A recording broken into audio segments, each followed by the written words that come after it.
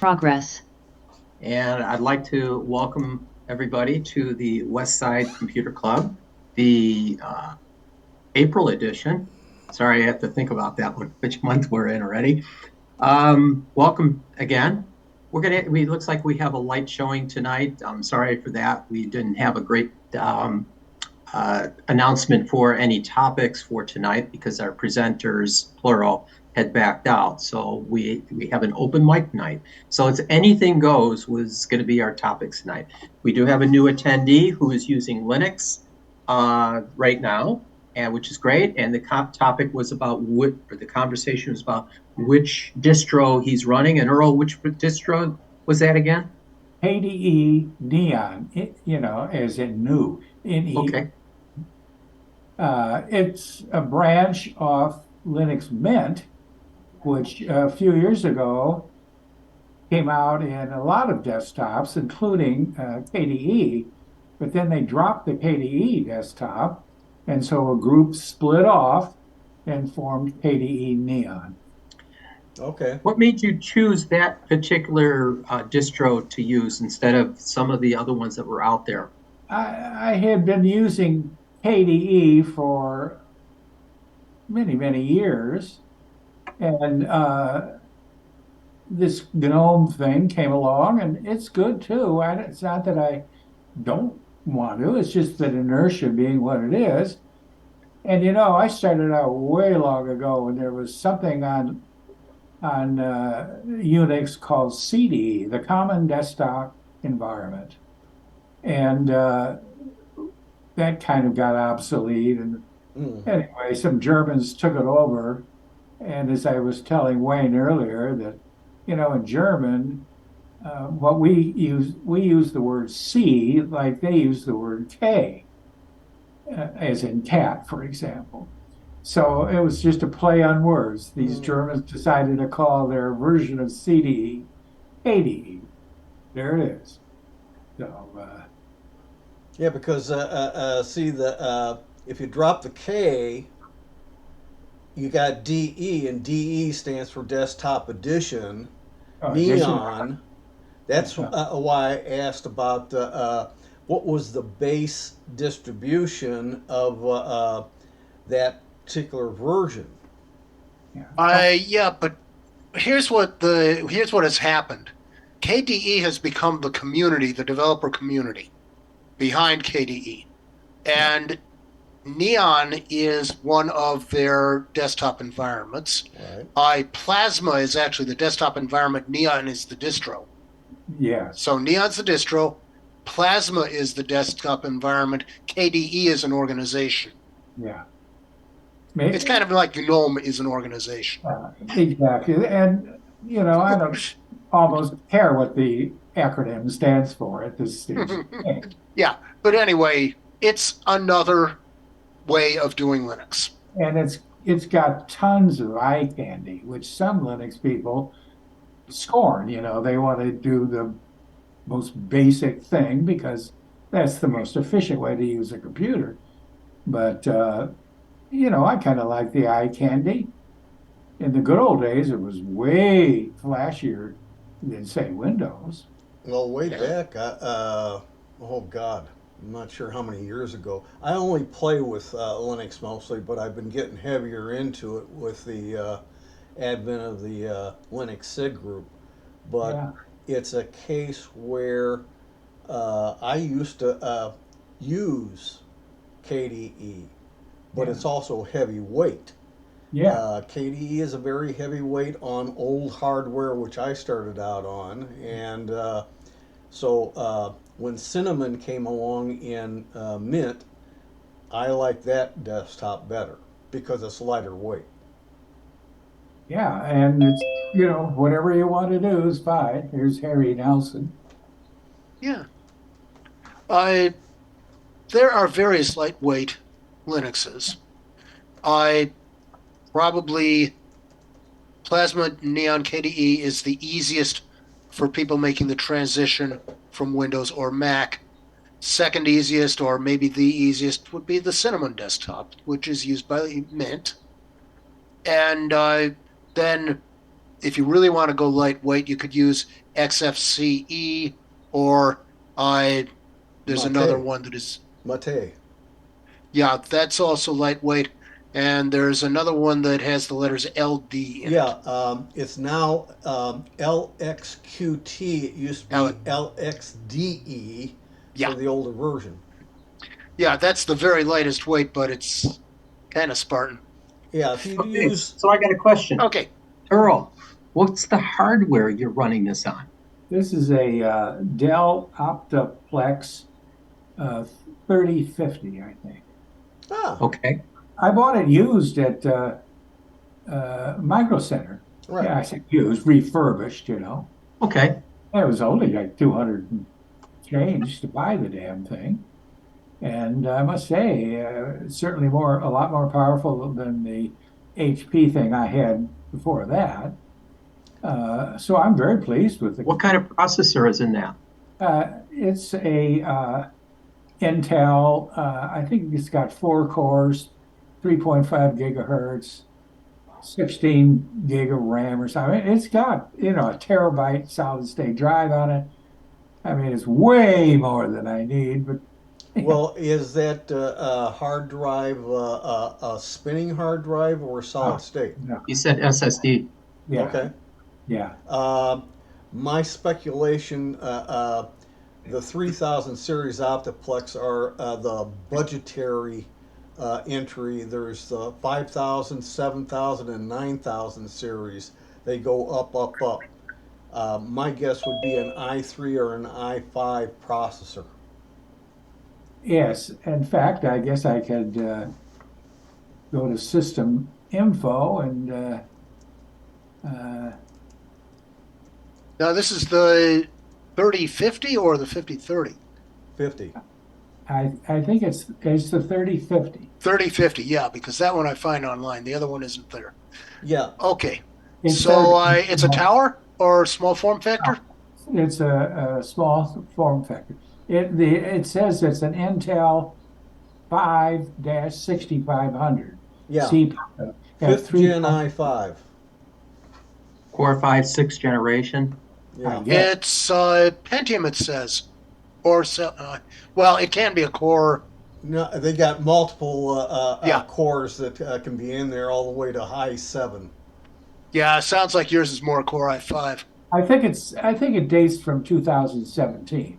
Yeah, it's a i5 fifth generation CPU, 4 core, Yeah, okay. and it Yeah, does not have hyper threading. If you had the i7, it would have hyper threading. Okay, will be.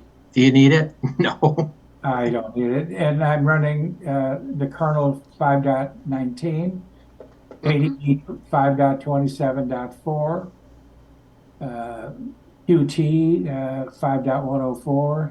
Hmm. Running Wayland is the graphics platform. Typically, Uh Yeah, oh. and it works beautifully. And the graphics processor is, it says Mesa capable Intel HD graphics 530. the So, 530, yeah, HD 530 is the graphics type. Earl, when you bought this, did it come with Windows? Hmm? Yeah. It did. And so was the first thing I did? You Yeah. blew it out. Yeah. It's a Windows 10 based machine. You It can't was go to it was 11. Windows 10. Yeah. It wasn't Okay. 11. Right. The nice thing is you own a license now to Windows. I suppose I do. I don't know what the darn serial number is or whatever that And it's is. okay. Okay. It's built into a chip on the motherboard. If you take a copy of Windows, blow away your Linux, and install the Windows, it's already okay. Okay, well, that's nice to know. I don't think I'll do that, but nice to know. Nice to know. It's been like that with the licensing for more than 10 years. Yeah, but if it's an OEM license, you can only use it on that machine. Correct. Oh, it is only OEM because it's built into the chip. Yep. Right. Does this have the TPM chip or whatever that's called? TPM? TPM? No, because you have to have a 8th gen Intel processor, and only about half of them have a substitute TPM capability. You can add a plug into the motherboard on that unit to get TPM. I see. Well, I don't see any particular reason why I should. I'm a hardware guy. If you're not, if you haven't figured that out yet. Well, I'm glad to know that. I'll have a question one of these days. Well, I'm an old-time tech, and usually I talk over everybody's head. Well, you're welcome to talk over my head. Yeah. He even talks over my head sometimes. I don't mind you talking over me. Just don't talk down to me. Yeah. That wouldn't be fun. Okay, so we've covered that subject. We should Okay. probably go on to something new, which we have no subjects for tonight, so we're kind of doing an open mic. Tom or Harry, is there any things you'd like to bring up since you just popped on in? Can't hear you. You're muted. Unmute yourself. There you go, Tom. Can you hear me now? Yes, Yeah. we can. Okay, thank you. The question, well, I have multiple questions, but let's get rid of the primary one first. For some reason, my microphone's working fine, but my headphones aren't. My speakers on my computer are working just fine. What have I changed? But they used to work, correct? Well, the headphones used to work just fine. Yeah. And one of my questions was going to be, how do I get it so I can get out of the headphones and just use the computer, the laptop itself, with the whatever microphone it might have in it? Well, it does have a microphone next to the camera on the laptop, but the speakers inside are how you hear unless you're using the headset. And the headset is better unless you get powered speakers. That means usually you're plugging it into an AC outlet so that it runs an amplifier so you can hear and adjust the volume. The built-in speakers, forget it. Well, what I can say is the built-in speakers are what's working. I do not have the external speakers plugged in right now. Okay. But the thing is, it's not the speakers. You're hearing it in the headphone sets. That's different. Headphone sets do work good. You take those off now. Can you really hear the speakers? No, because you got the headphones plugged in. Unplug the Well, headphones. The Unplug. headphones, You'd the have headphones to. are plugged in. The headphones are, this headset is plugged in, but I do not hear you through these headphones. I hear you through the speakers of the computer. That's unusual. Yeah. But you should be able to switch to the microphone in Zoom, but you have to disconnect the headset. Okay, I'm disconnecting it right now. Can you still hear me? Yeah. Yes. Good. I don't know what I have done that made the change, but I'm glad to get off of this headset.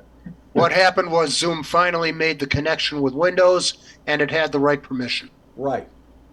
It's a case where you can have multiple cameras, multiple microphones, multiple speakers, which includes headsets. Yeah, well, when we originally had me hooking up to this, I was having some kind of an echo. So Yeah.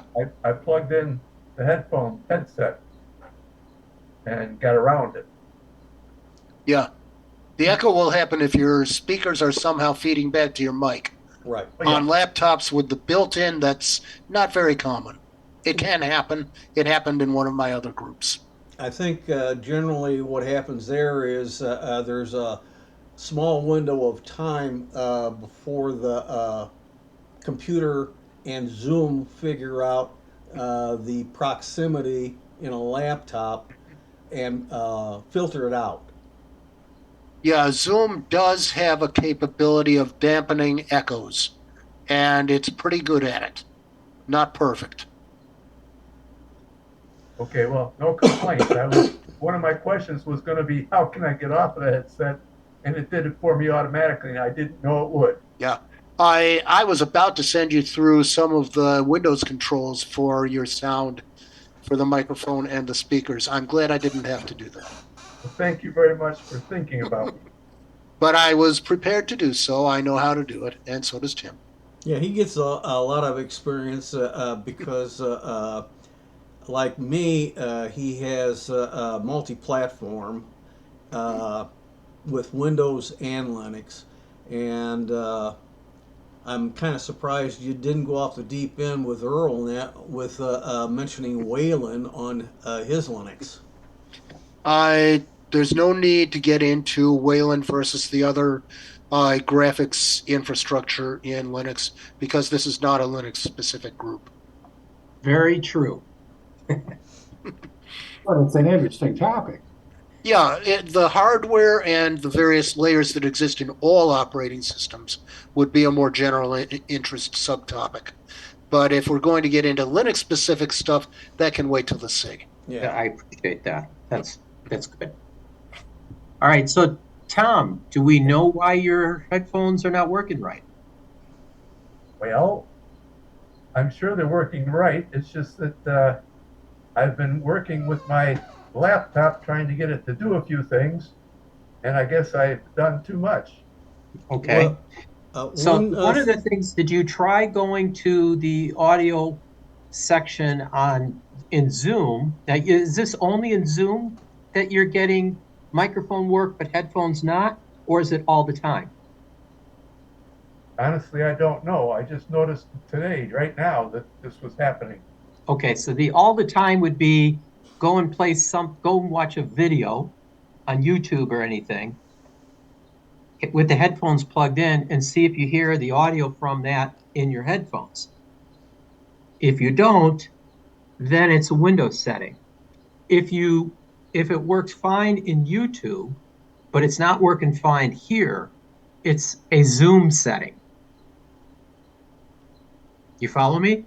Yes, I do. Okay. And the one thing I can tell you is that when I'm watching movies, I'll be watching them through my desktop DVD, and they'll be plugged into a USB port in the external speakers. But I can watch a DVD on the laptop and external speakers, the same thing that the USB of headphones is connected to, so I can do that test. Those headphones are USB? Yes. Okay. It's quite possible Windows needs to make a selection, and you may have to help it along because you have two USB sound devices. At least two, maybe more. Yeah, So you have to tell it which one you want to use. sometimes when you plug in headphones, you'll get a little window popping up saying, "Oh, you're switching from the built-in speakers to the headphones." And if that's okay, then you just click OK. That screen goes away and you're in business. But other times it's going to be a case where it's making a mistake and you have to correct it. Another thing, there's a difference between USB and a headphone jack. A headphone jack usually cuts off the internal speakers, whereas USB may or may not. Right. USB is more liberal in a matter of speaking, whereas the microphone head jack is a case where it's a physical switching electrically between your internal device and the external device you're plugging in. That's not true with USB at all. Yeah, I USB understand does. what you're both saying, yes. USB does not have an automatic cutoff for the circuit. Right. That's where some echoing could possibly come from too. Sometimes you can go into the mixer and you can find more ease to deal with some of these connections too. Yeah, I was going to take Tom through the basic sound controls in Windows, but I think both he and I would rather not, since the problem seems to have resolved. Yeah. If it ain't broke, don't fix it. That's Exactly. it. Yeah. If it's working right, don't play with it. I've got a case of that that I can talk about at some point this meeting also. Yeah, one thing I can point out, a different subject altogether, is that the main reason I got on a little late tonight was I was trying to make sure this laptop was completely clean and ready to go, and I tripped over that the software called Advanced System Care has a new update to it. I'm on current level 16. There's a newer level out there. Well, I'm glad you did not put that in and test it out before the meeting. I didn't put it in. Okay, yeah, that's what I'm saying. Don't put it in until after the meeting. Then you can play all you want. At least it's working right now. No, I did not put it in. I just happened to trip over the fact it was there. Yeah, you can always put those off for a while. Earl, I don't know if you saw there's a chat down in the bottom. If you Yeah. click on the chat, Tim had put in our meeting information in there. Oh, yes. West Side Computer Club, South Suburban Computer Club, Linux SIG. And he should have told you the dates on those or the days of the week. Now, when we go off here, are these messages retained? I would, You have an option to save. There's three little dots at the bottom where you put in your message, and when you click on the three little dots, it will give you an option to save, and it'll save it at the end of the meeting. Yeah, I see it. The dots off to the side, and it has copy in it. Well, it has So- copy, but also it has the save option. I be Can you safe. see the message in the chat? Sorry, See what, Can Harry? you see the message in the chat when you click on chat? Are you talking to me? I do see that. Yeah. Anybody? Because if place- I go on chat, I don't see any message in there right now. Usually it pops up in there and then I have to save it if I want to keep it. Probably because you came in after these messages were After posted. you put it in? Right. Yes. So yeah. you won't see them. So Okay. Harry, don't come late. That happens once in a while. Yeah. But if you do if you come in on time and if you don't end up getting kicked out of a meeting, then at the end, the chat you should get a pop-up message, or the place where it's saving should pop up on your screen in Yeah. File Explorer. Okay, And then you can do what you need to do with it. okay. I've got So it's something saved. that some people, even like Tom, I helped set him up a long time ago, might be interested in. It's for updating free software. It's been a great tool. I even got it via people out of APCUG, our parent organization. If you want, I'll share my screen and show you what I'm talking about. Sure. Okay. And we're going to come up there. Just type in patch, oops, mypc.com slash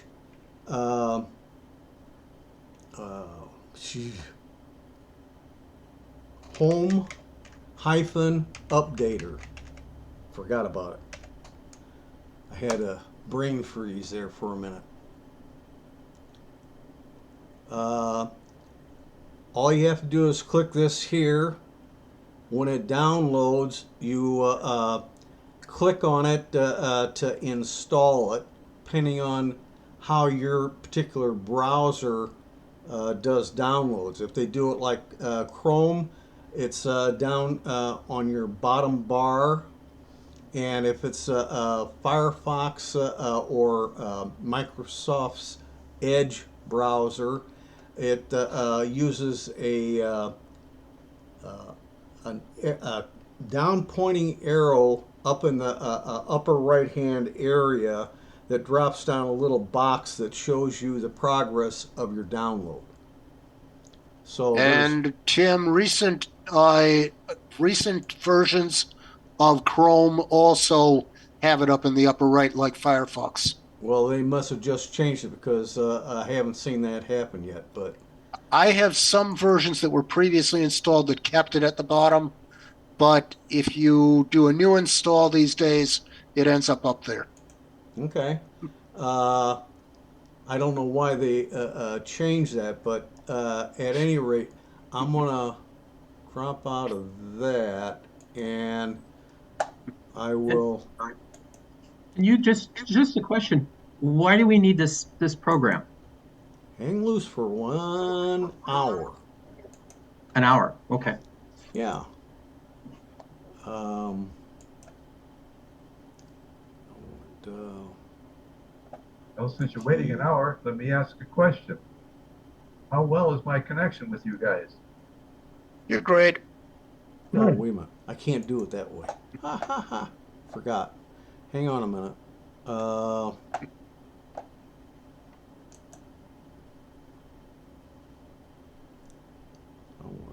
So we're about to see how this works. Yeah. I'll show you what it looks like. This is my desktop icon. This, when you download it, usually goes into your download folder. Yeah. I leave it there. And as a result, I create a shortcut in the download folder and then drag it out to the desktop. That's how I got that. And you have to have administrator's rights. It's now also updating my directory right now. I don't know how it got corrupted, but that's a first that I can remember that coming up.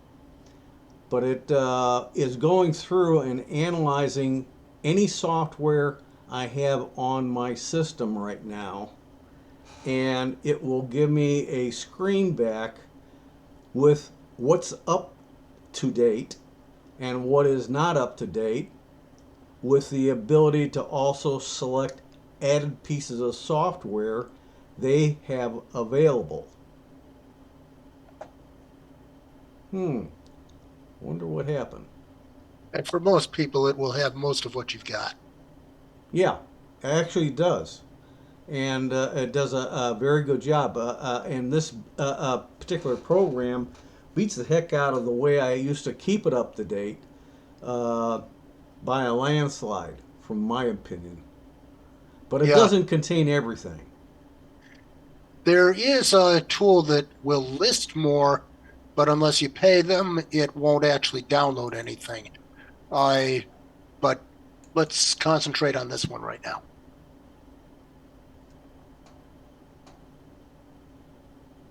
You've already got a shortcut. Whoa, okay. Something moved. Uh-oh. Yeah. Your shortcut moved. No, the Just shortcut just died. delete it. It died physically. Oh, well, that's because of the update. Well, we'll find out here in a second. Sorry about this delay because I didn't expect to do this anyhow. But no, see, I got my log file still. The program disappeared. So I'll go back to here and I'll download it. Something corrupted the actual program. Oh, So here it is down on the bottom Chrome, and this is an up-to-date Chrome. yeah. But anyway, It's retaining its old configuration. oh, okay, that could be the case. Yeah. I'm saying if you did a clean install, you'd get it differently. Okay, that's different. I have one computer where it came from Windows 10 and it's just like that. My Windows 11 that I did a clean install, it was different, and I was surprised. Now I ran it directly. I'm gonna also go to the file view, download folder, go back down to the patch my PC, and there it is. I'm gonna right click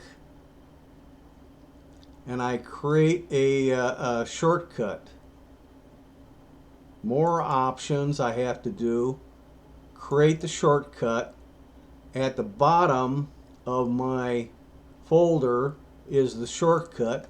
And I'll just drag it off to the desktop where the old icon was at and close that window. It says right now I do have another version of Chrome available, LibreOffice. I would not update right now because that takes forever. CCleaner, BleachBit, these are all pieces of software, and advanced system care that Tom brought up. That's an excellent tool, especially for older hardware. And there's all kinds of other pieces of software in here. As you can see, I have a long list of green ones here. All I have to do is click perform the 3 updates. It does the downloading, a silent install, and as long as everything went okay, that's fine. But occasionally you will see a code number, and that means it did not install the update. It ran into a problem. Then you have to figure out what the problem is that's blocking the update. I have Advanced System Care Updater, and it does that on it, like that. It'll print out, show you what things need to be updated. When I click on it, it'll automatically do all the updates in the background. I've used it some. I've also used Glare Utilities for updating software. This particular piece of software works a hell of a lot better because it's once you've got the outdated software plus any software you want to add, you hit one button, it does the whole 9 yards, done. And it does not put a copy in your download folder, taking up space. I used to keep all my downloads, the last one that I had, as a backup, a way of getting my system back if I lost some stuff. Yeah. If you update LibreOffice yourself, you will need 1 generation of old installer. Because first it uninstalls the old version, then it installs the new version. Right. That's kind of error prone, but it's the only way to get it to be clean. Yeah, but it's a case where LibreOffice is over 300 megabytes in size. That takes a while, depending on the speed of your connection and your machine. And then to uninstall and install and configure the whole package, it's the longest thing that I've got on my systems when it comes to updating the software. That is true. However, it also, if you do it yourself, it offers a lot of flexibility as to how that update will happen if you want control over the details. If not, use an automatic tool and just grab a cup of coffee or something. Well, a lot of times that's actually true because you just start it up and go do something and come back 10, 15 minutes later and it's all done. That's what people should do with their Windows updates as well. I would agree, but the two are separate. And They are. there's, by the way, and I thought I alluded to it, but I'll repeat. There are pieces of software on our systems, our Windows systems anyway, that it does not update because they are not usually free.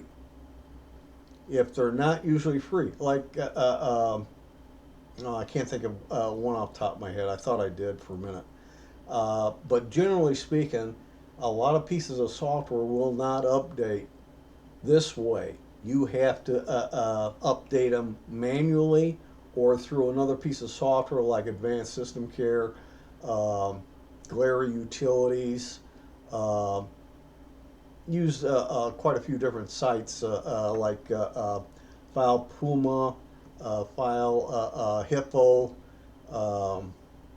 Night Night, Nine Night, and I use Major Geek and Softpedia as well. I've done quite well with them, and that I'm not getting extra garbage. But there's also a program in that list on uh, Patch My PC called Unchecky. And Unchecky, when it runs on your system, it prevents add-on software from downloading into your system, regardless of what source you get it from. So you don't end up with garbage. But Patch My PC does not work on Linux. Well, you wouldn't need it on Linux. Linux is done differently. Well, I'm mentioning it for Earl's purpose. Yeah, what I'm saying is in Linux, we do things differently. Yes. That's true. Well, It'll- don't programs get loaded in onto Linux?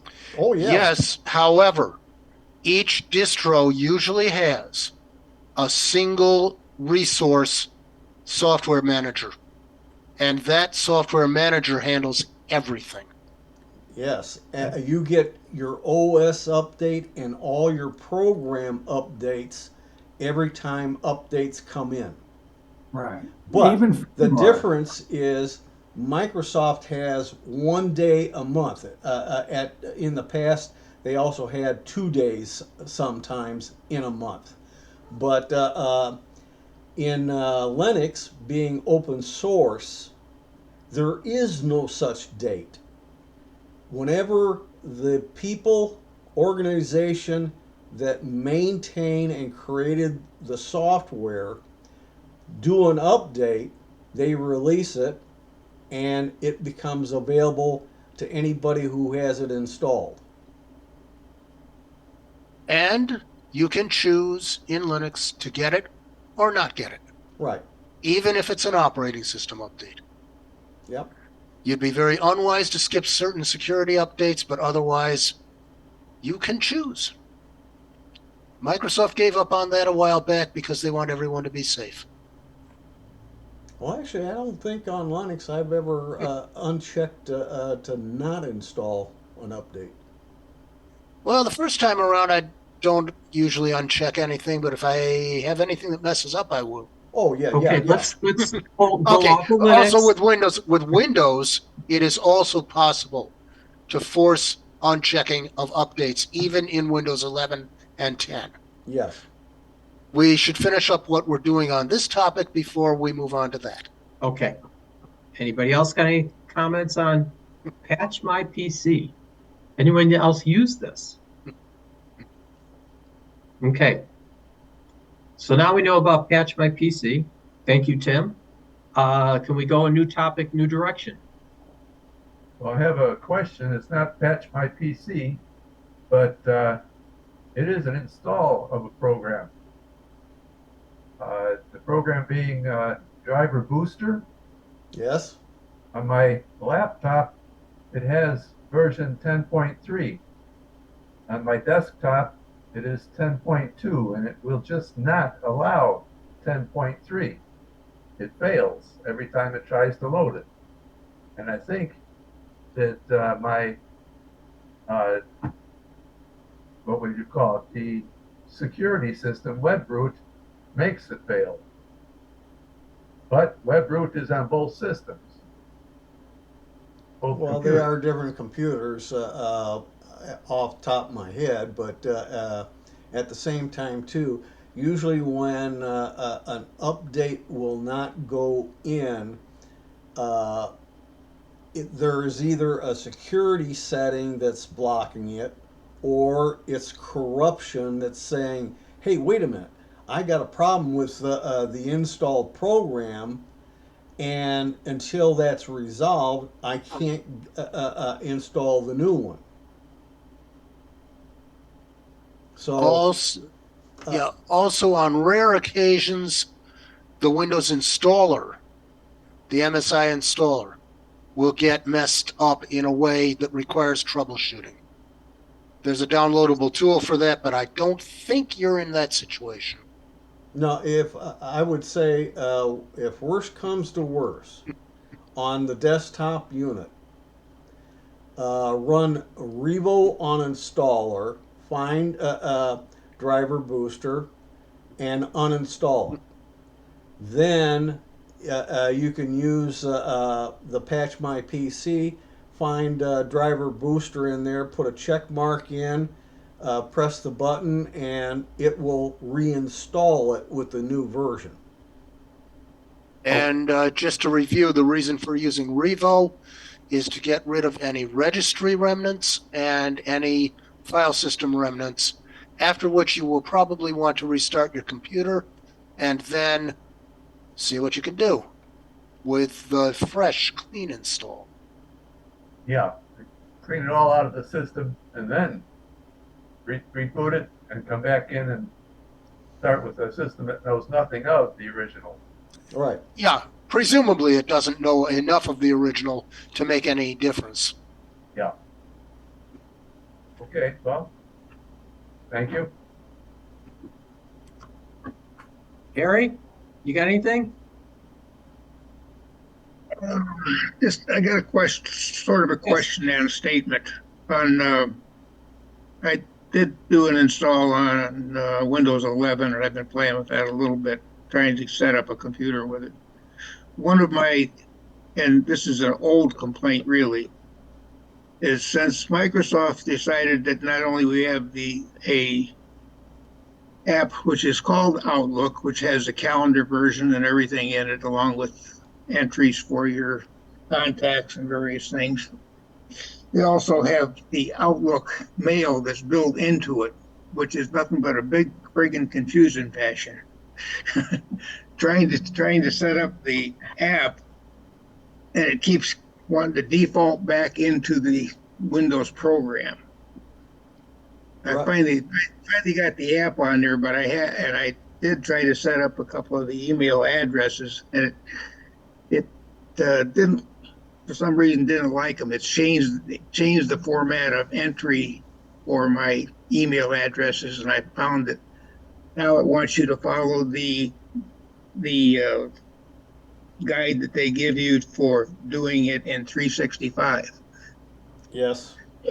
It's I find that mail app, and I used it in the past, to be more problematic than anything. But what it helped allow you to do was to consolidate multiple email accounts through one visual application. But I find it to be a troublesome application, and I gave up on it a long time ago. You mean the one that's built into Windows? Right. The Outlook that's built into the program itself. Well, Outlook.com is what it's trying to use the most. Right. That's the web-based email, and it does have calendaring and other things too. But the original Outlook you were talking about is Outlook on the desktop, which is now being supplanted by Microsoft 365's Outlook, which is not on the desktop. And alternative is Thunderbird.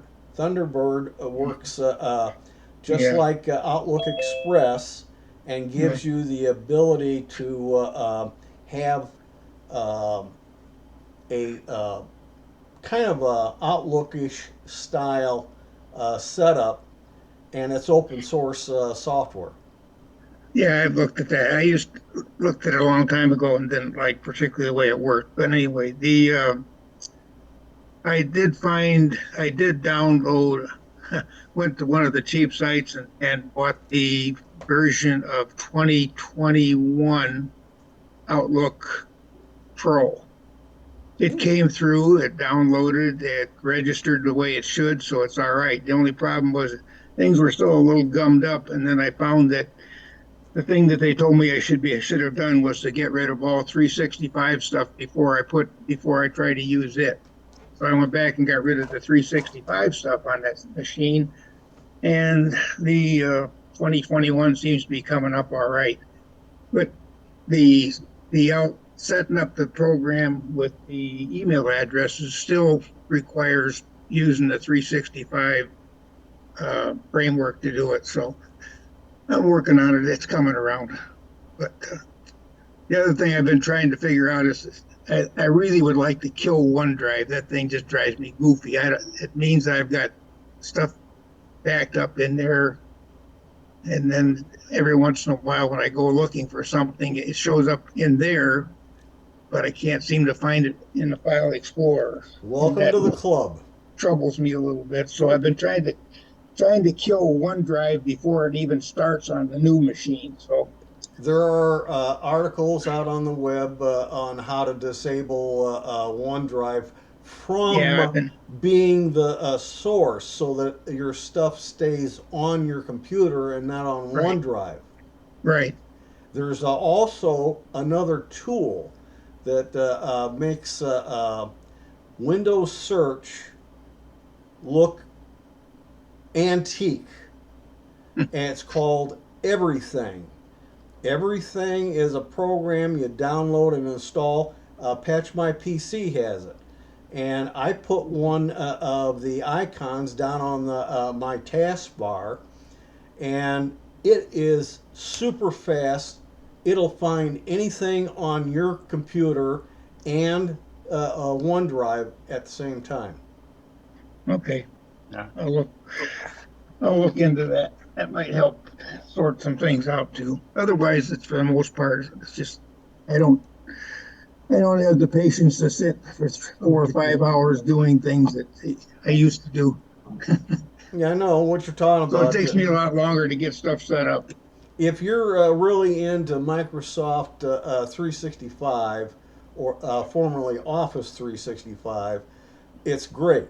But when you're not attuned to how the new version in the cloud works, and it's different than any way you want to do it, then you have a big problem of trying to adjust to it. And sometimes it's just not worth it. There are alternatives. Yeah. Well, for now, I wiped out 365 as far I took it off of the machine as much as I could, and there's no traces that I can see of it there right now. And although it says that anytime I want to go back and pay a fee, I can sign on and download it and get back into it. I Right. don't see that happening anytime soon. Yeah, that's why I switched from Microsoft Office on the desktop to LibreOffice, Yeah. and everything is all local, and I can mimic the Microsoft Word and spreadsheet documents. It does a decent job on a substitute for PowerPoints, and it's got a couple other programs you might want to take advantage of. One of them is called Draw that will also handle PDF files. Okay. Yeah. All right. That's all I had really for now. Yeah, LibreOffice is one of the top packages to replace Microsoft's stuff. Another one is Open Office. Yeah, I That's don't like it at all. I've played with that a little bit before.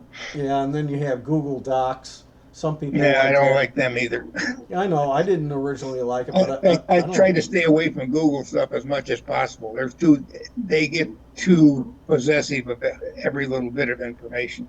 Well, not only that, but if they don't feel a piece of software is working out as good as they hoped it would, suddenly it's not there anymore. Yeah, along with Google Photos. Yeah, Google's Photos still exists. It's just how they incorporate it storage wise out on their Right. systems. It used to be separate. Now it's you have a joint account. I Yeah. still use Google Drive. Yeah. Somebody's got an echo. Well, they had an echo. What's kind of an echo? My Music? voice was echoing back. Oh, yours was back. Yeah, but somebody seems to have muted themselves. I was gonna say I don't have any background noise is close, but there is It isn't music. you. It wasn't you, Harry. It was probably somebody else who just entered. Okay.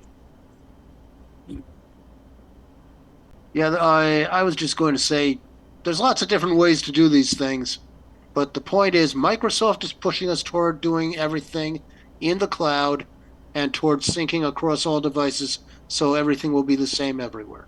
Right. Yeah. If that's not the way you work, then there are alternatives. Some of us have even taken the step of going to other operating systems. Yep.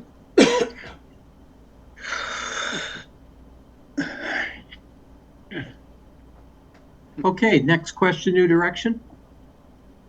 I've sort of developed a problem with my computer. Something happened, so I went to the process of trying to restore everything. In that process, I went to view folders, and it's got the two options, show hidden file folders, drivers, or the hide files, folders, drivers. Well, I clicked on hide, right? And then I clicked to show. So all 200,000 files are showing. So I tried to reverse it with no luck. So that's where I'm at. Someone suggested going to a restore point. I did that. I did a few of them with no luck.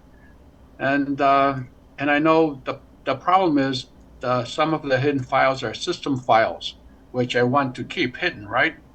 So how do I do like a reverse the problem to hide the ones that are system and show the rest? Right now I got everything showing, whether I like it or Okay, not. let's do a share. Screen share. And I'm going to do my whole screen. And I'm going to bring up File Explorer. Okay. Can everybody see my File Explorer, or should I drag you guys around? Yeah. Fine. Good. And we have, this is Windows 11, but 10 is fairly similar. It's just the top bar is arranged a little differently. View. And this is folder view we're dealing with. You can do show. Now this will be different in Windows 10, but it'll be, these are the things you can show. I have hidden items checked. I could uncheck them and they would no longer be showing. File name extensions are not shown by default, and item checkboxes are not shown by default. I have uses for all these features, but if you don't, and if you don't like the clutter, you may uncheck them. Restart your computer, and it should take effect universally if the way you got to here was basically getting a new File Explorer window. Like that, the one that shows all these. That is how you get it to happen everywhere on your PC. Then your view will do all that. There are also different kinds of views, one of which is a compact view. There's list view and et cetera, details. I like details, but right now I've got tiles. Okay, that's all I need to show in order to show you where you go for that. Okay. That was good. I will add that if there's any concern that you might have removed or deleted or altered some of those hidden files that are part of Windows, you can always do a system file checker scan. That would be typing from a command prompt as an administrator mode. You'd run SF, that's SAM, system file checker, the first letter of each, SFC space / scan now, and then hit enter. Okay. And then that will scan your computer. And this is a Microsoft sanctioned product. So you're not downloading or doing anything strange. This is supplied by Windows, and it's available in all versions of Windows. Mm-hmm. And what that will do is it'll scan your computer for any missing known parts of Windows and reinstall them. And I think we should let everyone know that the way this is accessed is through the command, the Windows command. And you would run that as administrator. Right. So you get the UAC. Right. All right. Good tips. That's a great tip. Thank you. Lee Lannert, great to see you. Why don't you unmute yourself and tell us what you've been up to? We haven't seen you in decades. That's because every time it comes and goes by before I realize it. Well, we're looking for topics and things to discuss tonight because our presenters were not available. So is there anything you would like to discuss or questions? Anything you'd like to show us, show and tell? Not really. I'm not prepared for anything at this point. Have you changed any of your hardware at home? No, just been working from home a lot. That's all. And you improved your server lately? Your storage? No, basically, I converted my media server into a Raspberry Pi. Okay. So yeah, it's doing all the media serving in the house. And what are you running on the Raspberry Pi to run as a server? Plex. Plex. And are you liking this? Oh, I like it a lot. Did you have to buy the license for Plex? Yeah, I did. I bought it unlimited, but it has all the cataloging and information capabilities, so it was well worth it. And why are you running it on a Raspberry Pi? Because the Microsoft machines always died, Okay. and it doesn't use as much doesn't use as much energy either.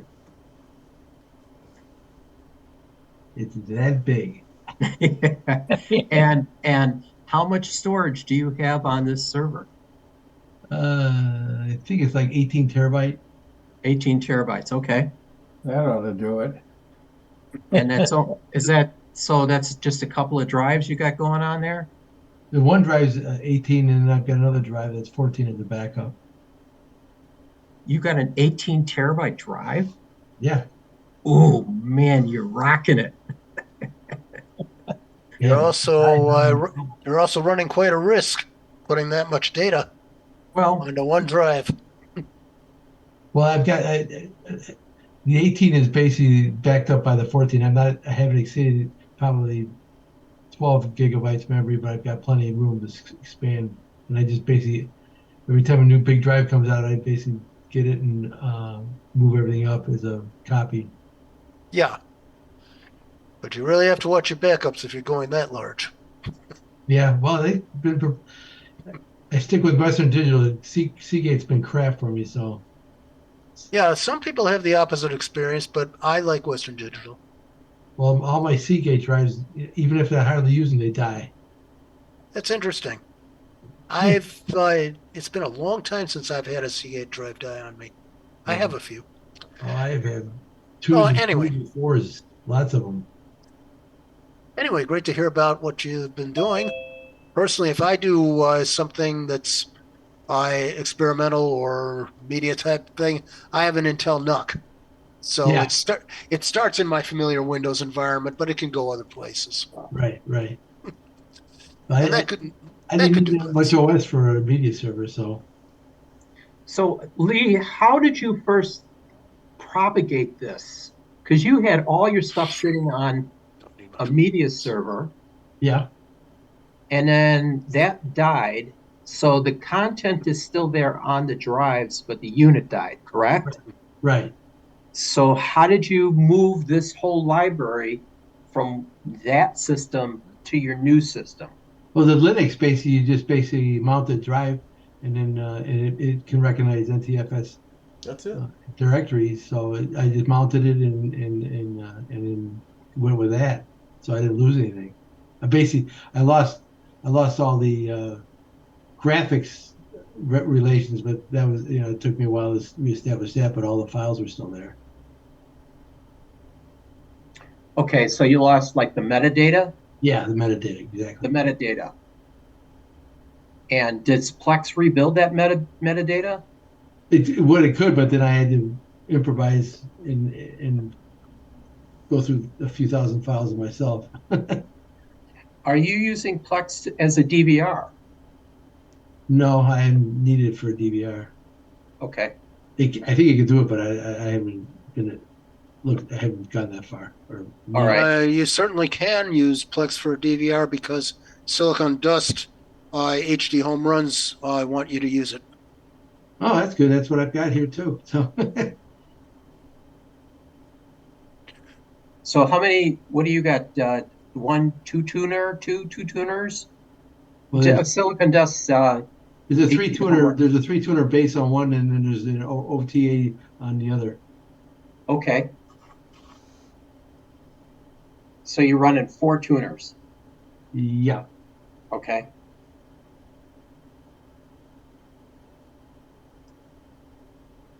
Well, Lee's a cord cutter. Yeah. Anyone got cord cutting questions? Well, I actually haven't really cut the cord. The cord's buried between my house and my neighbor's house, and I'm using HD home run to siphon off his cable. And then I got a cable going next door to me, which is his parents, and they're getting it from me. You still got that scenario going next door. Yeah. That's pretty good. He hasn't moved out, so that's good. No. Although I may come over with a spade and start digging up his yard just to give him a headache. You know? You gotta guess where all the cable is too. Oh, that's true.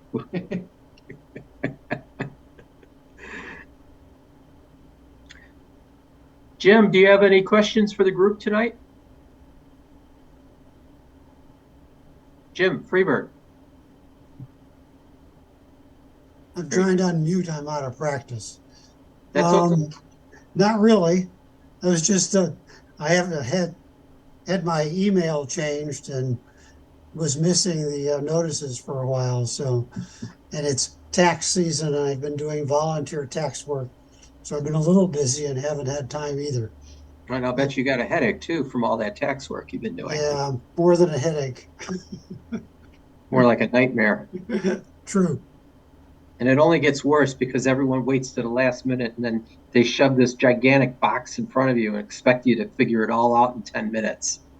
Yeah, luckily I only have 2 sessions left this coming week, so then it'll be pretty much over with.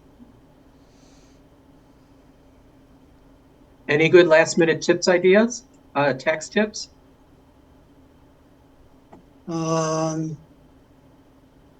If you file an amended return, don't expect to see an answer for a while.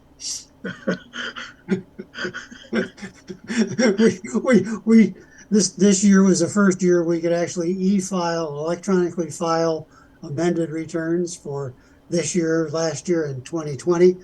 Except all that does is get you past the 3-week mailing time.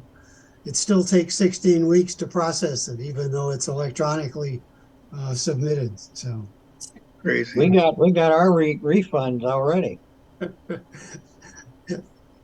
probably from a normal return, but from an amended return. No, it was our accountant. He used the whatever it is, e-thing. Interesting. Yep, mine took less than 3 weeks to show up, my refund. After I submitted it. It was like, boom, 3 weeks later, Right. there was the money. Of course, the state is another story, but yeah. Terry, you got any comments for us? You got to unmute yourself, Terry.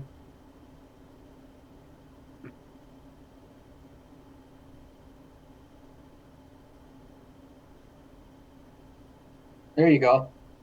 Yeah, the big thing this year is the RFDs, the required minimum distributions. And, yeah, it's for people over 60, or it's 70. Yeah, a lot of questions, a lot of 73, didn't it? stuff. Yeah.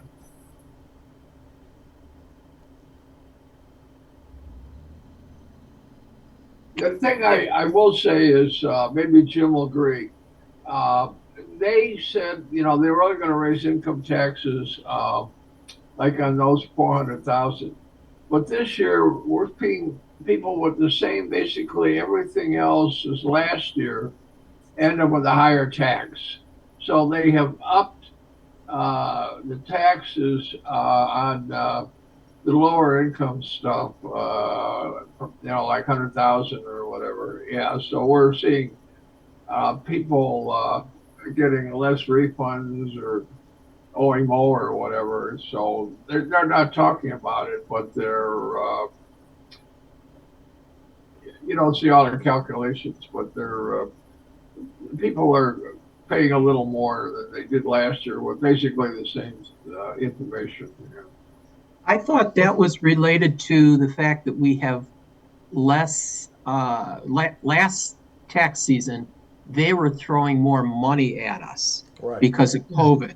And Well, we had, last year they gave earned income credits to people over 60, 65 and over. okay, So that, for people who had some earned income, that made a big difference. Yeah, it was on the news that offhand, for most people, you're going to see less of a tax return, assuming you are getting a return, than what you did in the past, because some of the tax breaks that we were getting due to the COVID pandemic uh, disappear. So the end result is if you got $2,300 last year, maybe you only get 2,000 this year with exactly the same basic numbers. We've had some people that were denied education. The government said they got their 4 years American Opportunity Credit when we know it was 2 years. So I don't know. Apparently they're having difficulty monitoring the 4 year, and so people are getting denied their education credits. So I have to look, get them the information and appeal, amended return, or write a letter to the IRS. Hadn't heard that one. okay. We've covered taxes. We've covered a lot of different subjects tonight.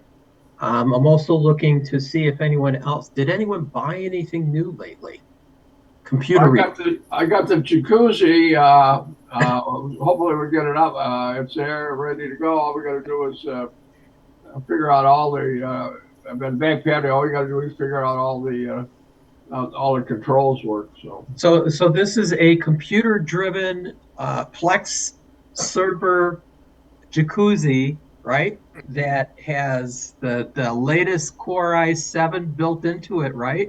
No, You heat 9. up the- Core you heat up i9.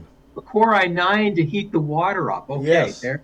Well, we haven't quite figured it out. Well, we'll have to get we got the electric hooked up. You got to take the garden hose, put the water in, but exactly chemicals, and I know you got to heat it to 104 degrees for a couple hours, and we got all this ahead of us here. Okay. Just take one of these PCs with the PCI 5 SSDs and use that to heat it. There you go. Just throw it in there and jump on it. Just use the water for cooling in the PC. You'll get hot water out of it. Okay, so we know what Terry has put all of his tax return refund money to. He got a jacuzzi with a Core i9 in it. Anyone else buy anything new related to computers? Well, I have been expanding my collection of backup drives, and this time what I got were Seagates. I get them in threes so that I do the grandfather, father, son type of backup. I don't have anything off-site. I should, but setting those up, I set them up under Windows if I'm using them for Windows. I set them under Linux if I'm using Linux. And Linux has some interesting things that happen when you set up a drive. But anyway, while I was doing all this, I came across an article that talks about TPM2 having a new vulnerability, a pair of vulnerabilities. Somebody actually has to be sitting at your PC to exploit them. But so the question is, is there a BIOS update for this, that, or the other computer you may own? So far, very few, and Intel is saying, oh, we're not vulnerable, but they're not giving details as to why they're not. Anyway, long story short, I have two PCs which are Intel based. And I did, there was a BIOS update for one of them, and there were some driver updates here and there. But in the other one, when I updated the BIOS, this is my power spec from the Micro Center. When I updated the BIOS, their chat people sent me to Asus, which is the company that makes the motherboard. And it's an AMI BIOS, I believe. But anyway, so I update the BIOS, and now the branding is Asus branded when I see the splash screen. And I also, because it has Intel drivers, I'm using the driver assistant from Intel and the driver assistant from Asus. So I've got lots of up-to-date stuff here. Now along comes Microsoft Update. And it wanted to update my graphics display driver. Usually that works perfectly fine for both of these PCs. But this time, there was a difference. The Intel, pure Intel driver is WHQL type. Microsoft Update isn't. And so Microsoft Update didn't know that they were trying to substitute a lower version to my higher version WHQL driver. Now I had a problem. I had to use a troubleshooting tool. I'd like to share my screen and show you this thing. This is a very ancient tool. See, I had to hide an update for a driver in Windows Update, in Windows 11. Normally, that's very, very difficult to do. There are several different ways, but there's a very old way that we've been doing since Windows 95, at least I have. And I will take a share screen moment and share my screen. And what I have is a diagnostic cabinet. I'm going to try to drag this stuff over to the side. There, that worked. I have a diagnostic cabinet, if I can find it, and I'm going to have a UAC for this. Is it in this user? Anyway, it's Wushowhide is what it's called. And I may not have it here. So instead... Do a search. I probably could do that. Wushow... I'll bet it isn't here because... There it is, right there. Yeah, but do I have... Oh, I do have it. Okay. It's in my administrator account.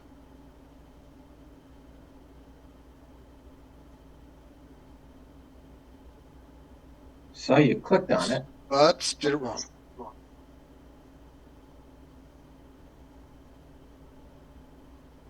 Oh, you probably got to go back and do There the we go. search. Oh, there it is. Now, show or hide updates. There's an advanced here. Don't check that because you don't want to apply those repairs. And you go through a next. You download it. It doesn't actually do an install, so that this thing is pretty much a portable program. Now, I can show hidden updates or I can hide updates. Right now, there may be some updates that could be hidden, but no, not till Tuesday. But you can also run it the other direction.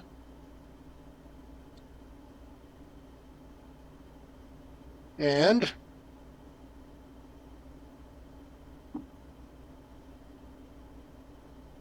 okay, try again.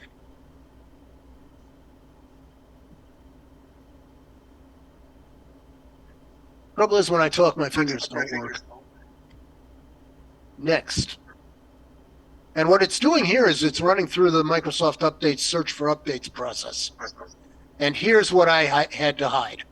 These are the drivers that are not as high a version as, let me see if I can do something else. The device manager I'm going to open, and it will also, yeah, that's okay. What I'm doing is I'm going with graphics. Where are we? Display adapters. Yeah, display. That'll be the one. And my display adapter, yeah, this one I'm going to look into the driver. And this is the one. 31101 455.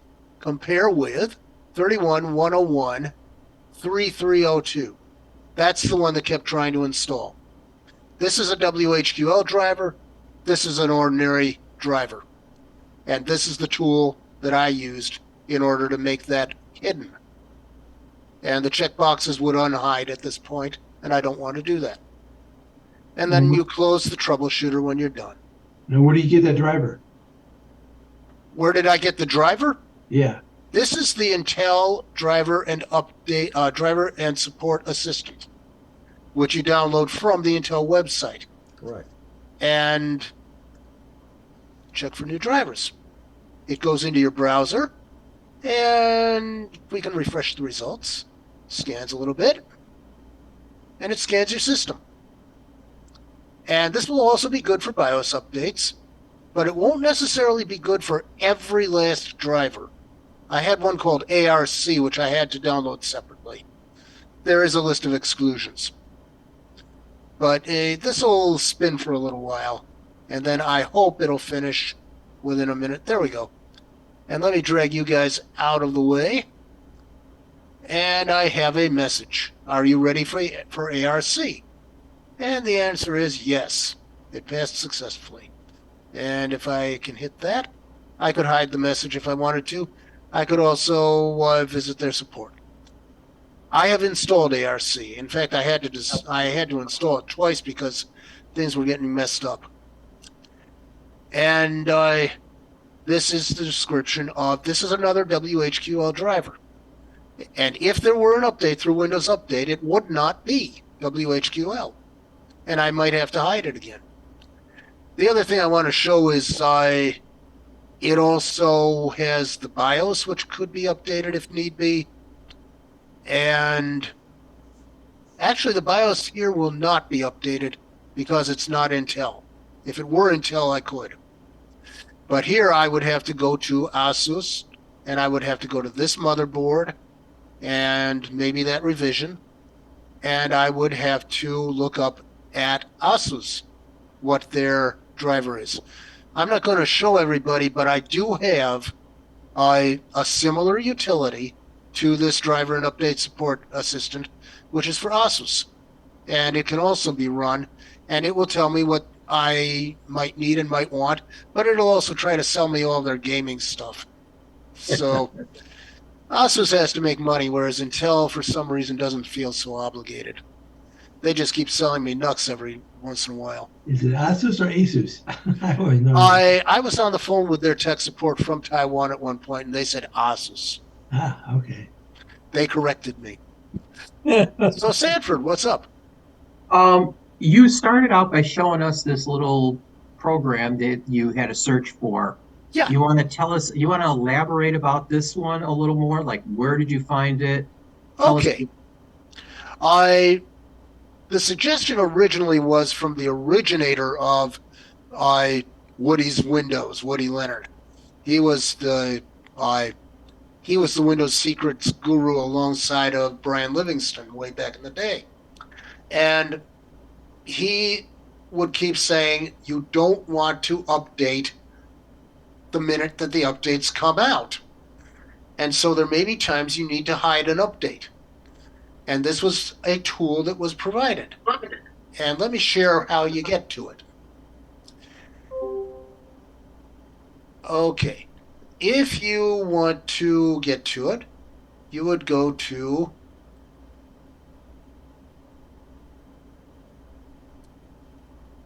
download. You could do it from a third party, but I won't. And all right, let's take it from here and find out what they say for where you get it. They have a link somewhere.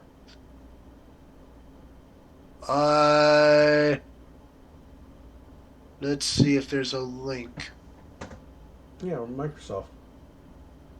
Yeah, but Microsoft doesn't advertise this any longer.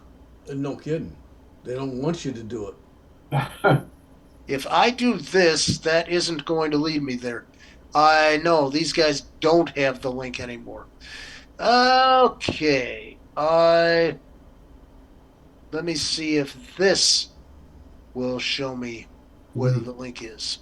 But the first entry was from Softonic. Yes, but that's a third party. I want Okay. to go directly to Microsoft.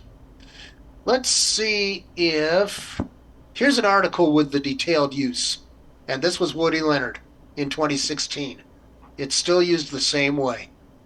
This is the article. I'll post this in chat because that's the quickest way to tell you guys how to get the details. There. That's the details. Now, if Woody did what he usually did in those days, and he's talking about these forced driver changes way back then. Blocking Windows Update. He had other things about it, but what I'm trying to find. No, I don't think he does have it. Oh, here we go.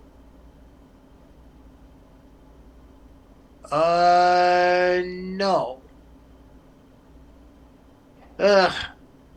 Well, since I'm at Microsoft, maybe they will be able to. I may not be able to show you this evening how where exactly it is there, but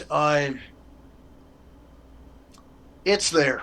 Can you try doing a search in the Microsoft's page site? Yeah, that's what won't show you, but I can do search, and I can do. I'm afraid they won't show it, but yeah, I think that might be the win. There is a Windows Update troubleshooter. Let me see if that's the one. Mm-mm. I don't think so. Not there. All right, go Nope. back. It isn't. Okay, let's go back here. Fix problems. Like I say, Microsoft does not show you this one. So, nope. But you found it on the Microsoft site. Hide Microsoft update. Whoops. Hide a Microsoft update. Okay, let's see if these guys give a link. That's my last shot at it. Then after that, I'll return it to everybody else. Okay. There it is. No, it isn't. Well, below, save the file and it shows the The file. trouble is, that's a direct link to downloading it. That doesn't show me the page I want to show. Okay. So that isn't going to be any good either. Although if you want to download it, it is in this article. So that will show you where to download it. That will show you a direct link to download it.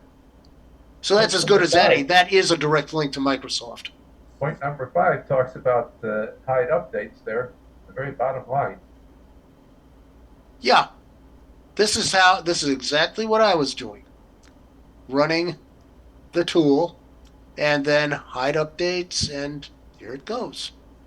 You check it off, hit next, and the next time you run Windows Update, it won't be there unless it has already downloaded.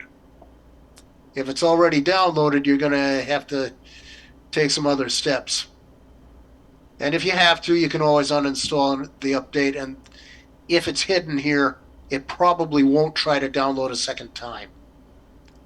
Well, if you download a driver that, shall we say, is outdated, most of the time you can go into a device manager administrator level, and you can go to that specific driver and bring up the properties and do a rollback, and it'll roll back to whatever the last driver predating the current one.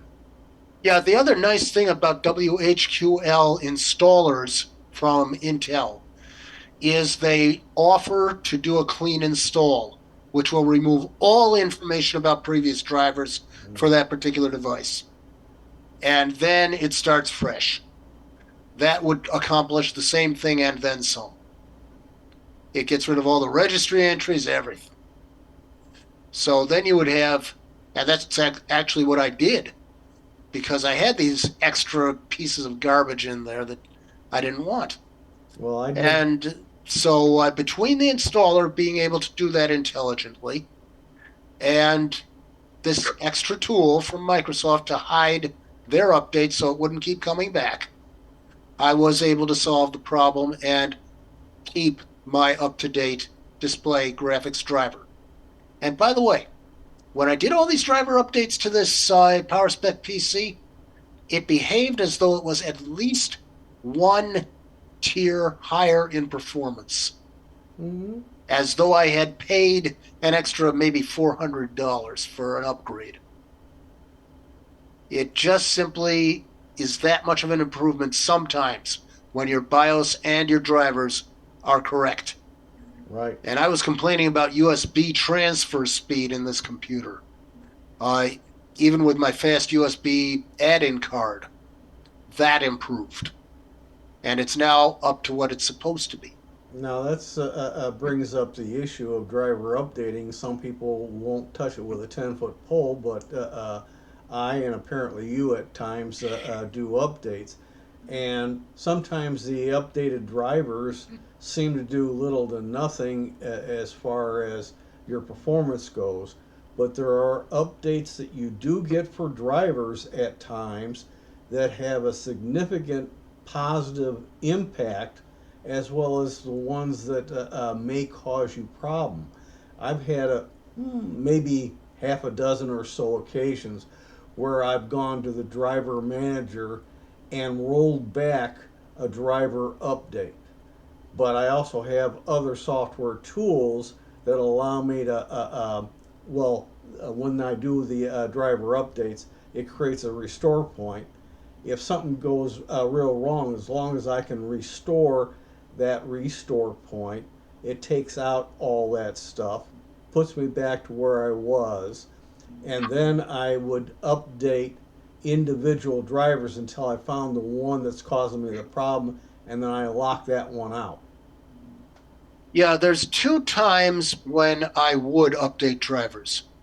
If it's an old PC and either there's a known issue with security or an old PC that hasn't had drivers updated in decades, I would look for new ones. If it's a brand new PC or very recent, I would keep watching for the BIOS updates, and when there is a BIOS update, look for driver updates that go with it. Otherwise, if it ain't busted, don't fix it. Yeah, newer machines, generally you'd wait probably 3, maybe 4 years before you start really worrying about most driver updates that are significant. Yeah, except for security. Yeah. And like I say, looping back to how this began, it began with a notice that there was a TPM security issue. That TPM security issue, as far as I know, is still there, unless Intel is correct that they were never vulnerable. I wouldn't bet on it. Neither would I, given the way they handled the last situation with their CPUs. Okay, I got a question. Yeah. All right, my new direction, if you will, but it has to do with drivers, that is. Mhm. My wife's laptop, an older Dell laptop, I think she's using Chrome as the browser. Periodically, when she's using their browser, what is displayed on the panel, on the panes, will change in width. And occasionally what will happen is the width will become wider than what is viewable on her desktop. Not by a lot, but enough to be annoying that she can't see one side or the other in terms of text or information that's there. It just falls off. And the only solution that I had was to drop her resolution down from 1080p to like 720p to, just keep changing the resolution numbers so it came in. And we seem to have solved the problem, at least from manifesting itself to being on the laptop being unusual, or what's being displayed as being unusable. I don't know what's caused this. Has anyone got an opinion? Well, I can tell you what I do with my Yahoo Mail when it starts getting that way. I show what I want that's too wide for the pane, and I then take the Chrome setting for the percent zoom, and I lower it to 90 or 80%. That does shrink everything, and it makes the text a little harder to read, but otherwise it fits. So this is a setting in Chrome and Yes. not a setting on her desktop. Right. You do not want to mess with resolution of your graphics unless you absolutely must. Well, that was the only place I knew to look. So you're saying there's a setting in Chrome Yes. that I could change? Yeah. All right. Every browser has zoom. Okay. Every browser has a zoom function. Okay. And you can do percentage. It can be greater than 100%. I zoom in on pictures all the time. Okay. I will add, I'm sorry, Bob, I didn't mean to interrupt you. Go ahead. Using the control plus and minus, which increases or decreases your width, or you're like blowing it up or reducing it. Yeah. Had no effect on this problem. It did it in the browser. It had no effect. Had no effect on the browser whatsoever. Whatever was cut off was still cut off. If you blew it up, it didn't change it. It would just display less on your screen if you blew it up. But there was no slide bar or anything to be able to get to this missing text. So using the magnifier, if you will, that's built into your browsers had no effect on this function. Offhand, Sanford, have you looked at the Dell site for that make and model and seen if there's a update driver for the video? I have not. I will. However, I will say that it's an old machine that probably has not had any. It's probably close to a 10-year-old laptop at this point, maybe 7, 8 years old or something like that. But I'm just saying, Dell has not been putting out updates after a certain point. Sure. But I will go and double check. But I don't believe there's anything on their website for that particular model. Well, I mean, it varies. As the manufacturers get to a certain point, they do start dropping off older hardware. But sometimes you find the one you've got is still there at the moment. You don't know until you go out there and check. I will go and double check and see. So it could be a driver issue. Outside possibility. One other thing, if you're dealing with graphics, find out what brand graphics you've got and go to that manufacturer. It most likely is Intel. Since it's an Intel. It's probably using the simulated graphics that they do on the CPU. She has the Core i7, so it's probably the Intel-based graphic card. Yeah, it's probably the onboard. Right. And the onboard does sometimes have updates. And you would just, for Intel, you might even be able to use the driver assistant that I just showed you. Okay. I will try that out and see if that solves it. All you do is go to Intel support and plug in your model, plug in your processor model. If you can get details about what graphics you've got, then you plug in your graphics model. Right. And there's usually something there. I don't know if it would help, but it usually doesn't hurt anything to get the latest version from Intel for these onboard graphics, as long as it's the same class of graphics. Yeah, they have different classes, and I didn't even realize I had a machine that had the Iris. And boy, did that make a big difference when I got an Iris-based graphics driver for it. It's Yep. potentially a big changer. It doesn't necessarily mean it will eliminate the problem with the browser. It can be the browser if it's not up to date. Yeah, do update the browser. But its internal zoom should make both graphics and text shrink or grow Yeah. when you use it. If it's not doing that, I would have a tendency to reinstall the browser. It's I had a Dell, and the graphics in it it also had the regular HD graphics that were on the motherboard, but it also had NVIDIA in it. oh, And it a couple of times when there were updates came through on not from NVIDIA but from Microsoft, all of a sudden the Windows kind of got out of control as far as what they wanted to do and sizing. And I ended up going back in and I found that I could actually pick what was the dominant right. graphics driver between the two. So I would change. Then I started changing it back to NVIDIA each time, and then my settings that were in there stayed pretty consistent, and I didn't have the problem much longer. Yeah, there aren't a lot of systems that I've ever come across, but there are computer systems out there with dual graphics systems, and one's a baseline, just like most systems have on the motherboard, and then they have an enhanced version. The bad part is some of those systems, both of them are active, Yep. and you gotta find the setting, go in and say, I want this one over that one. And it's a Right. nightmare because most people don't even know that they have dual graphics systems on their particular computer. Sanford, you couldn't just take that window. You couldn't get a hold of it to slide it around where you could manually resize it, huh? That is correct. There was nothing I could do to manually get it. I even tried doing the control plus and minus to see if blowing it up or reducing it would do anything. Nothing. The text was gone off of the side of the screen. It was being too large.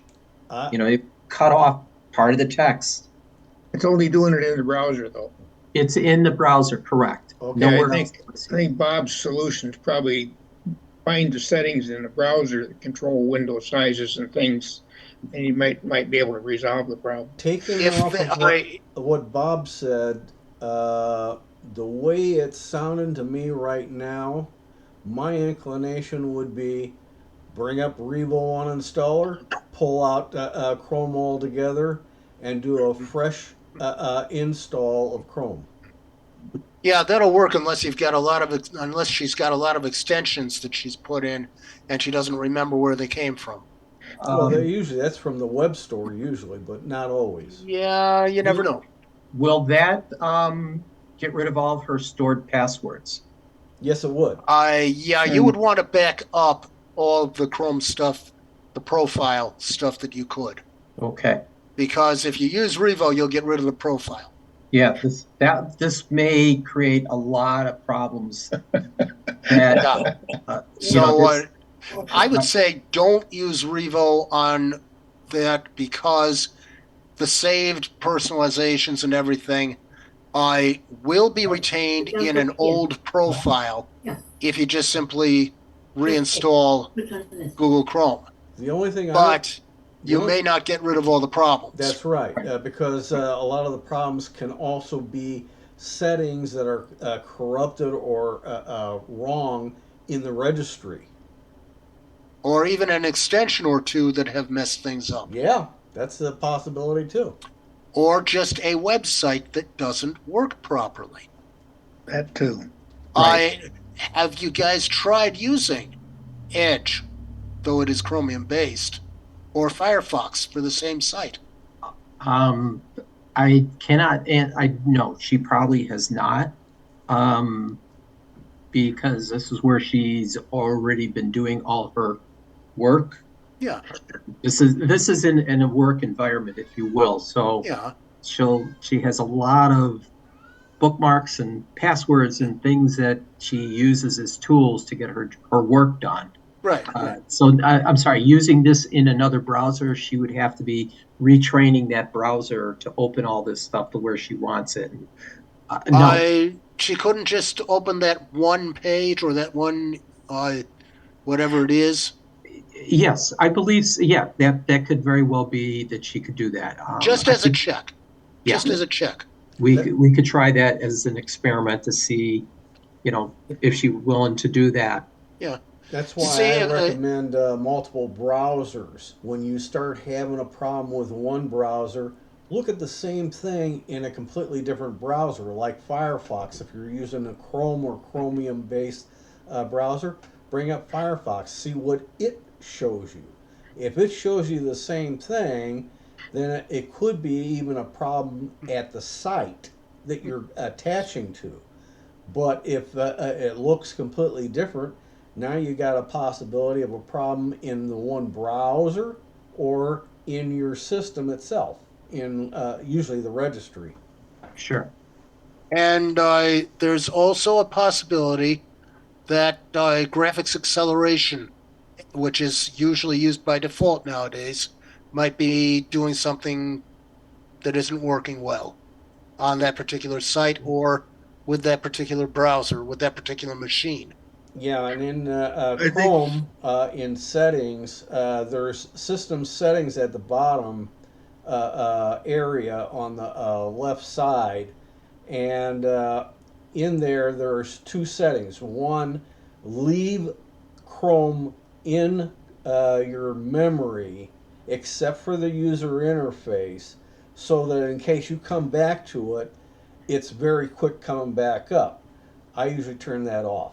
But the second setting is for hardware acceleration. Sometimes on some systems, that has to be turned off. It's weird, Okay. but it does happen. if you put Edge on there, I think it's going to suck almost everything out of that Chrome. Let's just go ahead. Also, as far as your regular things that you look at and favorites and all that stuff, Edge seems to be very handy in sucking things out of another Chrome-based usage. Yeah. It will import almost everything. Sure. Firefox can import, but it's not as good. Right. Yes, and that's partly because it's a completely different ideology and browser structure. Right. But that also So- makes it a good browser when you have an issue in a Chrome or Chromium based browser that looks weird all of a sudden.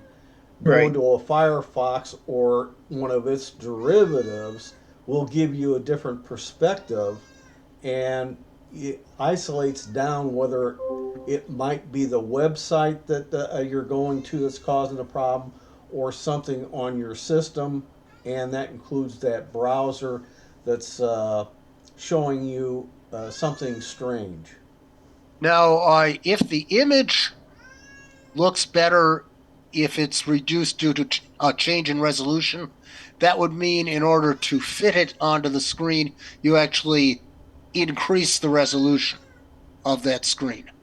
And if you're going that direction, you're probably not going to destroy the image quality or readability or anything. It might actually improve. Right. So yes, I have had situations where, with some applications, I have had to increase my screen resolution in order for things to fit. Right. And there was you no gave me- scroll option. There was no scroll. You guys gave me some ideas and things for me to try, and I will give it a whirl. Mm-hmm. I appreciate Yeah. that. But if you don't mind the increased resolution, if things aren't too small, if other things aren't too small, just keep the increased resolution. Yeah. I don't think it'll cost much battery life or anything. And No. if the text becomes too small, go into accessibilities, and you can increase just the text there. and that makes it more readable while having a higher resolution for the graphics. Now, mind you, we've been going in the other direction. We've been lowering the resolution, and that has solved her problem. Even going one more step down, Right. just in a small setting on there. I think instead of being like 1280 by 720, it had to be 1260 by 720 or something like that. Just Wait a minute. You're messing with screen aspect ratio. Yes. The aspect ratio may need to be changed. Okay. Some resolutions have an aspect ratio that's just weird, and it doesn't work well with most applications. And this may be what she's run into. She may have selected an in-between resolution that doesn't have the same aspect ratio. Well, at first we started with the default resolution, which was, I don't remember what the first number was, by 1080p, by 1080. And then that didn't work, so we went down to whatever by 720. And that worked for a while, but then it came back. So we dropped it just one more level down, and I said like 1280 down to 1260 or something like that, and leaving the 720 alone. So I had to change the width a bit more. I think that the 720 is the vertical, right? Yeah, 720 should be the number of vertical lines. Right, vertical lines. So we've tried that, and that seems to be working currently right now, and she's okay with that. Yeah, as long as your vertical resolution remains the same, changing the horizontal resolution will only change whether circles look like circles. Okay. And you did say that was a laptop, right? Yes. Okay. Yeah, because there's all kinds of things you can do with with separate external displays. Yeah. Okay, anyone got any last minute questions, comments, things they want to bring up, stuff we want to talk about? Terry, you're muted. Terry, you're muted. Terry.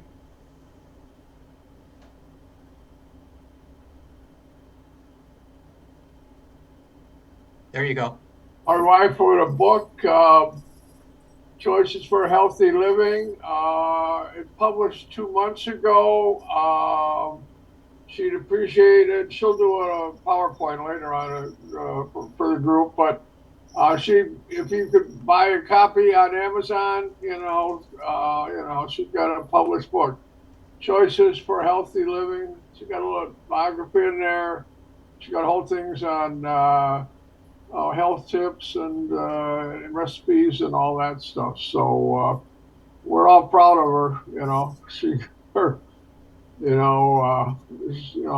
Talking about writing it for years. Well, she finally wrote it. Choices for Healthy Living. You can order a copy on Amazon. Remote Moy, Choices for Healthy Living. Thank you. Well, Terry, you could have looked it up on Amazon and sent us the link in the chat. That probably would have helped. It's tax season, so okay, right. That's always my excuse. Right. Okay, thank you, Terry. Appreciate that, and good. Yeah. Well, thank you for maybe being interested in buying a book. That'd be great. Yeah. Okay. Anyone else got any last comments or My questions? video got turned off. I can't turn my video back on. You can't turn your video back on. Okay. No, it's on. It says you can't start your video because the host has stopped it. Looked like you were dozing. Oh, I looked at the book. I wrote that. There you go. Ask to start video. You should be able to start it up. Okay. Wayne. There you go. There we go. Okay. Again, is there any other last things? Because I'm going to stop the recording and end the meeting if we don't have anything. Good. Very good. For some of you guys, we'll see you Saturday morning. Huh? Recording stopped. Maybe.